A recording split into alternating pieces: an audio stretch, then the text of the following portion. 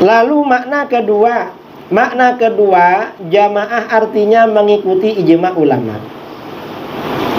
Mengapa mengikuti ijma? Karena di dalam hadis ya, An Ibnu Umar radhiyallahu anhuma, anna Rasulullah sallallahu alaihi wasallam qala, innallaha la yajma'u ummati ala dhalalah wa yadullahi ma'al jamaah wa man syadza syadza ilan nar. Sesungguhnya Allah tidak akan mengumpulkan umatku pada kesesatan. Artinya apa? Umat Islam itu kalau bersepakat, berkumpul, itu pasti benar, tak akan sesat. Ini dalam ilmu fiqh disebut dengan ijma' para ulama. Karenanya wajib ikut ijma'. Kalau tak ikut ijma' berarti sesat. Ini wayadullahi ma'al jamaah, pertolongan Allah bersama jamaah. Orang yang bergabung dengan mayoriti kaum muslimin. Wa man syadza syadza ilan nar. Siapa yang memisahkan diri dari jamaah, membuat kelompok kecil atau keluar dari jamaah, berarti dia mengucilkan dirinya, memisahkan dirinya untuk terjun ke dalam neraka. Ini hadis. Jadi hadis ini salah satu dalil wajibnya kita mengikuti ijma' para ulama. Soalannya, siapa yang mengikuti ijma' ulama? Jelas.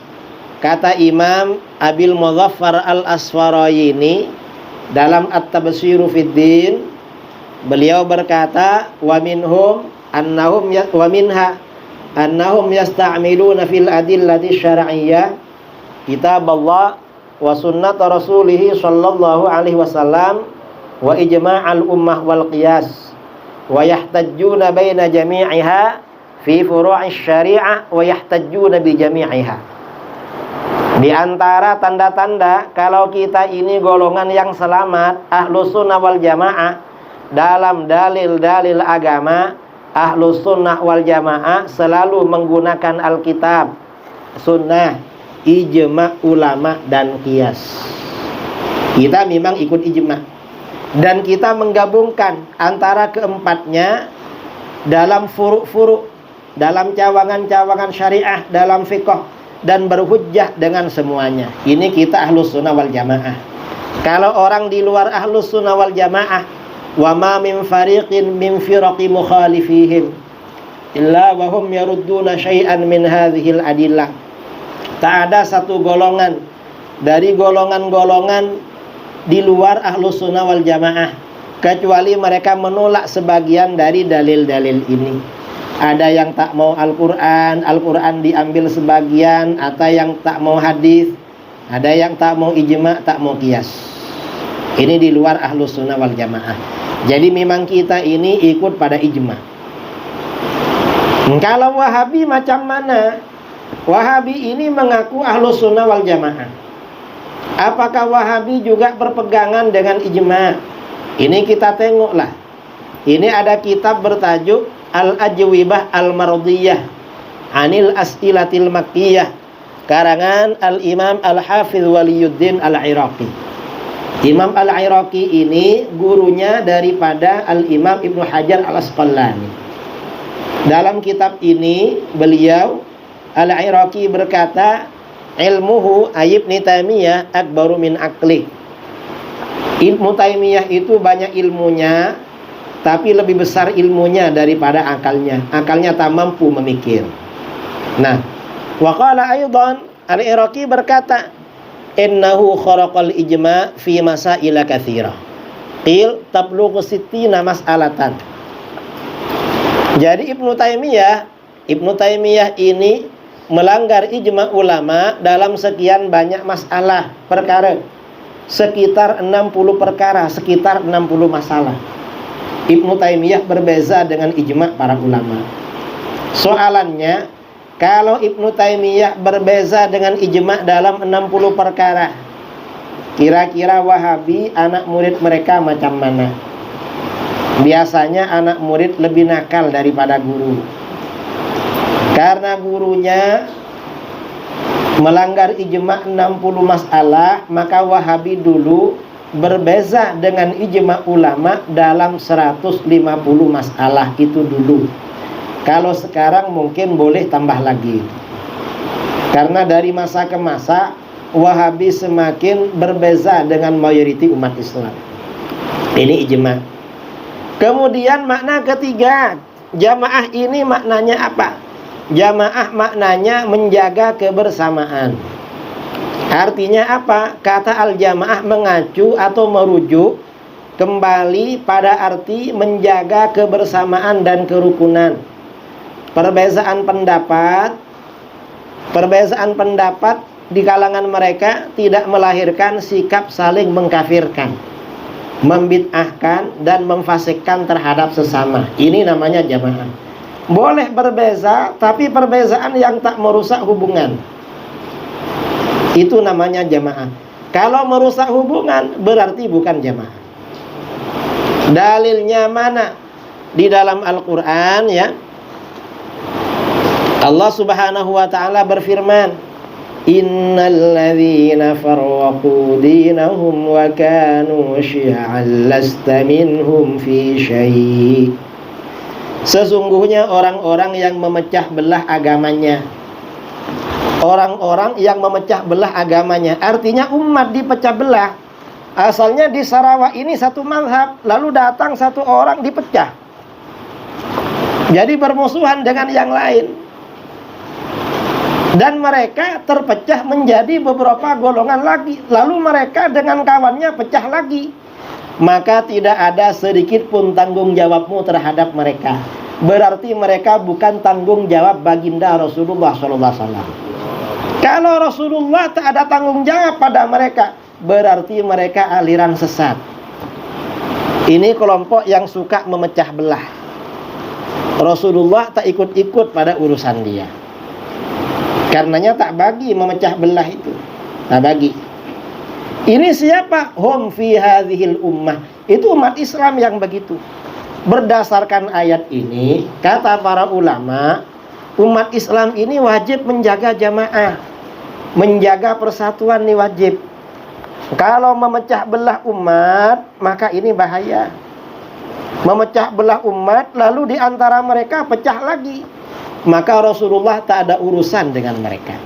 Mengapa? Mereka aliran sesat. Nah, soalannya, siapa golongan yang menjaga jamaah ini? Sesama mereka tak ada perpecahan. Siapa? Jelas Ahlus Sunnah wal Jamaah. Dalam kitab Al-Farqu Bainal Firaq, karangan Imam Abdul Qahir bin Tahir bin Muhammad At-Tamimi Al-Baghdadi, beliau mengatakan Al-Faslul Khamis fi bayani ismatillah ahlas sunnah an takfiri ba'dihim ba'da. Ahlus sunnah la yukaffiru ba'duhum ba'da wa laysa bainahum khilaf yujibut tabarri wat takfir. Fahum idzan ahlul jamaah. Ahlus sunnah bab 5 tentang penjagaan Allah terhadap ahlus sunnah dari saling mengkafirkan antar sesama. Jadi ahlus sunnah ini dijaga oleh Allah, sesama mereka tak saling mengkafirkan. Ahlus sunnah tidak saling mengkafirkan antara sesama. Di antara mereka tidak ada perselisihan, perbezaan yang membawa pada pemutusan hubungan dan pengkafiran. Oleh karena itu mereka memang golongan al-jamaah. Ini kita. Walaupun beda pendapat, macam mazhab 4 ya, Syafi'i, Hanafi, Maliki, Hambali. Kita tak benci sama mazhab lain walaupun kita Syafi'i. Bahkan kalau kita ada perlu pindah mazhab, kita suka malah pindah mazhab itu. Karena memang tak ada perpecahan. Itu dalam furu'. Dalam akidah juga macam itu. Antara Imam Asy'ari dan Imam Maturidi banyak perbezaan, tapi tak merusak hubungan. Ini bukti kalau mereka Ahlus Sunnah wal Jamaah. Adapun golongan di luar mereka selain Ahlus Sunnah wal Jamaah tidak menjaga kebersamaan. Dalam kitab Al-Farqu Bainal Firaq dikatakan, walaysa fariqun min firaqil mukhalifin illa wa fihim takfiru ba'dihim li ba'd wa tabarri ba'dihim min ba'd kal khawarij wal rawafid wal qadariyah. hatta jitama'a sab'atun minhum fi majlisin wahid faftaraku an takfiri ba'dihim ba'da. Jadi tidak ada satu golongan di luar Ahlus Sunnah wal Jamaah kecuali di antara mereka saling mengkafirkan dan memutus hubungan. Macam Khawarij ini, Mu'tazilah Syiah. Mu'tazilah ini pecah menjadi 300 lebih.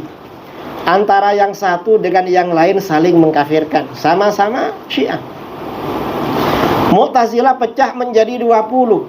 Antara yang satu dengan yang lain saling mengkafirkan. Khawarij pecah menjadi 20, saling mengkafirkan saudara. Walaupun sama-sama Khawarij. Jangan dikira tak saling mengkafirkan. Ini realiti di kalangan mereka. Pada masa Sayyidina Ali bin Abi Thalib karramallahu wajhah, Sayyidina Ali akan berperang dengan tentaranya memerangi orang-orang Khawarij di Nahrawan. Ini bagi cerita ya. Sebelum berangkat berperang, ya, sebelum berangkat berperang, ada tentaranya Sayyidina Ali, ahli bomoh, tukang ramal. Namanya Dirar bin Maimun. Kata dia, ya Amirul Mukminin, ara alla tadhhaba bina al-an. Hai Amirul Mukminin, menurut saya Tuan jangan pergi sekarang bersama kami. Loh kenapa? Innaka in dhahabta bina al-an lahiqaka wa lahiqu ashabaka dhurrun syadid. Kalau Tuan pergi sekarang, Tuan akan kalah sangat. Loh mengapa kalah? Ini ramalan saya Amirul Mukminin. Saya ini tukang ramal, saya ini bomoh. Apa kata Sayyidina Ali? Dulu Rasulullah perang tak pakai ramalan. Dan ramalan kamu itu keliru. Ilmu ramalan itu ilmunya bomoh. Bomoh itu ilmunya dari iblis. Iblis itu kafir. Kamu nanti balik perang, kalau masih gunakan ilmu ini, kamu masuk penjara. Kamu tak bagi allowance kalau kamu nanti balik perang masih gunakan ilmu ini. Dan saya tak akan kalah, kata Sayyidina Ali. Nanti setelah perang, ini karomahnya Sayyidina Ali. Nanti setelah perang, dalam waktu perang, tentara saya yang mati tak lebih dari jumlah hitungan jari. Berapa hitungan jari? 10. Tentara saya yang mati tak lebih dari 10. Dan tentara musuh yang hidup tak lebih dari 10. Ini karomahnya beliau. Akhirnya berangkat. Setelah perang dengan Sayyidina Ali diberi kemenangan luar biasa. Orang Khawarij banyak yang mati. Tentara beliau jarang yang mati. Setelah ditengok, tentaranya Sayyidina Ali yang meninggal hanya 7 orang. Sementara tentara Khawarij yang hidup sisa 7 orang. Yang lain mati dibantai. Nah, karena orang Khawarij ini sisa 7 orang, maka macam mana? Kata Sayyidina Ali, dah lepas aja 7 orang tuh, biarkan. Nanti mereka bertengkar dengan kawannya. Di perjalanan 7 orang Khawarij ini berkumpul sama kawannya. Ketika mereka berkumpul, mereka mengadakan mesyuarat. Ketika mereka mengadakan mesyuarat, ternyata mereka berbeza pendapat. Dan perbezaannya radikal. Antara yang satu dengan yang lain saling mengkafirkan. Sejak itu Khawarij pecah menjadi 7 golongan. Nah, ini artinya apa saudara? Fahaman di luar Ahlus Sunnah wal Jamaah, kalau berbeza, walaupun dengan kawannya sendiri, saling mengkafirkan, saling menyesatkan. Karena mereka memang tak punya konsep jamaah. Dan ini berbeza dengan Ahlus Sunnah wal Jamaah. Kalau Wahabi macam mana? Wahabi, apakah Wahabi punya konsep jamaah? Kalau secara konsep, Wahabi sama dengan kita. Kata Wahabi, yang namanya Ahlus Sunnah wal Jamaah tidak saling membid'ahkan dengan kawannya, tak saling menyesatkan, tak saling mengkafirkan, kata mereka. Ini kata Syekh Ibnu Taimiyah. Syekh Ibnu Taimiyah ini punya kitab bertajuk Al-Istiqamah. Ini kata Syekh Ibnu Taimiyah dalam kitab Al-Istiqamah, wal bid'ah maqrunatun bil furqah kama anna sunnah maqrunatun bil jamaah. Bid'ah itu bersamaan dengan perpecahan, Orang ini kalau ikut puak bid'ah bermusuhan dengan kawannya. Kalau ikut sunnah biasanya berjamaah. Ini kata Ibnu Taimiyah. Bahkan ulama Wahabi modern Syekh bin Utsaimin bin Utsaimin dalam syarah Aqidah Wasithiyah juga cakap begitu. Apa kata dia, Syekh bin Utsaimin? Kita temukan ahli bid'ah saling berpecah belah, sedangkan ahlus sunnah wal jamaah bersepakat pada kebenaran. Meskipun terjadi perbedaan, tapi tidak sampai saling menyesatkan. Ini kata Syekh Utsaimin. Soalannya, benarkah sesama Wahabi tak saling menyesatkan? Tak ada perpecahan? Tak benar, saudara. Mengapa tak benar? Ini ada testimoni pengakuan dari ulama Wahabi tentang perpecahan di kalangan Wahabi. Ada ulama Wahabi, pensyarah di Madinah Al-Munawwarah, Profesor Dr. Syekh Abdul Muhsin bin Hamad Al-Abbad Al-Badar. Dia menulis kitab bertajuk Rifqon Ahlas Sunnah bi Ahli Sunnah. Dalam kitab ini muka surat 49 dan muka surat lainnya dia cakap apa? Kata dia, sesama Wahabi telah terjadi tafarruq perpecahan, ikhtilaf perselisihan, tabdi' saling membid'ahkan, tahajur saling tidak bertegur sapa, taqatu saling memutus hubungan. Ini pengakuan Wahabi, saudara. Sesama Wahabi memang saling membid'ahkan dan mengkafirkan. Ini ya, ada Wahabi dari Yordan, Syekh Nasir Al-Albani. Dia punya kitab bertajuk Silsilatul Ahadits Ad-Dhaifah. Dia mengkafirkan Syekh Ismail Al-Ansari, Wahabi dari Saudi Arabia. Ini Wahabi di Arab. Di Indonesia, entah di Malaysia, tapi kira-kira kurang lebih sama. Ini Wahabi di Indonesia, saudara, saling mengkafirkan, menyesatkan, sampai dulu ada 5 buku. Saya punya bukunya. Saya ke kedai buku, kalau ada buku karangan Wahabi macam ini saya beli. Sesama Wahabi saling mengkafirkan.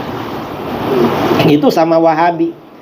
Tahun 2015 pernah terjadi bom oleh kelompok pengganas teroris di Jakarta. Di mana itu? Di Mall Sarinah, Jalan Tamrin. Kira-kira setelah ada 5 hari bom kelompok pengganas itu, ada Ustadz Wahabi telepon saya. Ada apa? Saya nak tanya Pak Kiai. Sekejap, saya tanya duluan. Saya bagi soalan duluan. Apa Kiai? Siapa yang ngebom semalam di Sarinah? Kata kawan yang Wahabi, Pak Kiai itu Wahabi yang ngebom. Kamu kok tahu? Saya kan Wahabi pula, jadi tahu katanya. Itu kawan kamu yang ngebom. Dak Kiai, musuh saya katanya. Saya tanya sama dia, kenapa? Itu orang kerja di mall, budak-budak sekolah dibom. Kenapa dibom sama si Wahabi itu? Loh, masa Pak Kiai tak tahu? Itu dikafirkan memang. Kata yang ngebom ini kafir, makanya dibom. Oh, berarti dia kawan kamu. Pak Kiai, saya ini sudah Wahabi, masih dikafirkan pula sama mereka katanya. Padahal sudah Wahabi, kurang apa? Sudah tukang mengkafirkan, dikafirkan pula. Saya tanya sama dia, kalau macam saya bagaimana? Ya apalagi Pak Kiai, sudah dulu dikafirkan. Wong saya aja dikafirkan. Ini sesama Wahabi, saudara. Yang tak lagi kalau di Malaysia. Jadi berapa kelompok itu?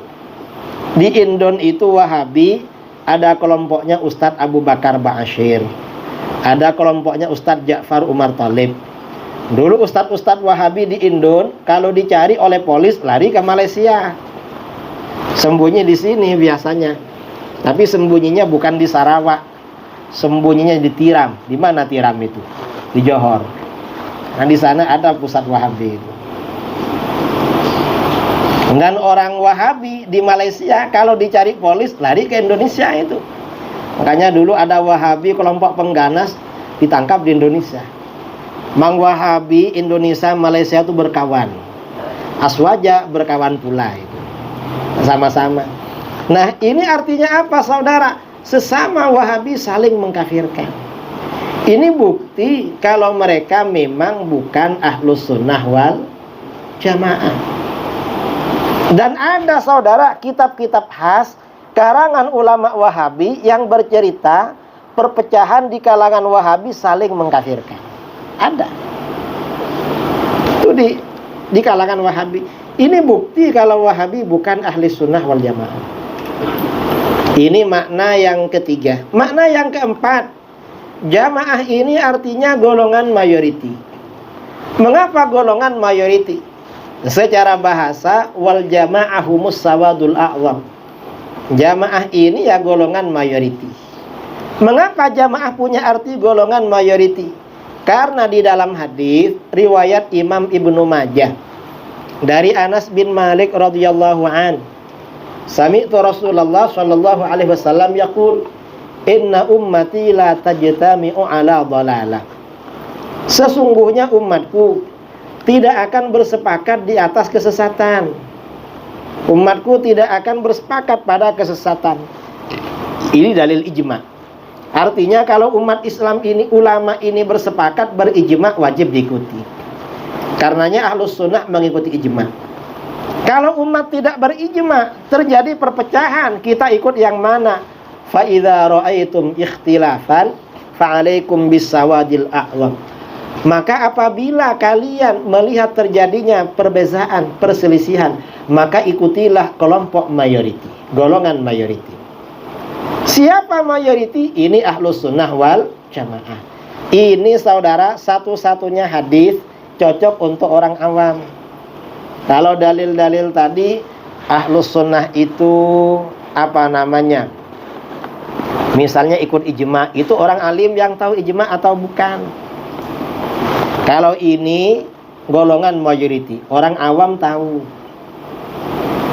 Jadi yang namanya ahlus sunnah ini golongan mayoriti.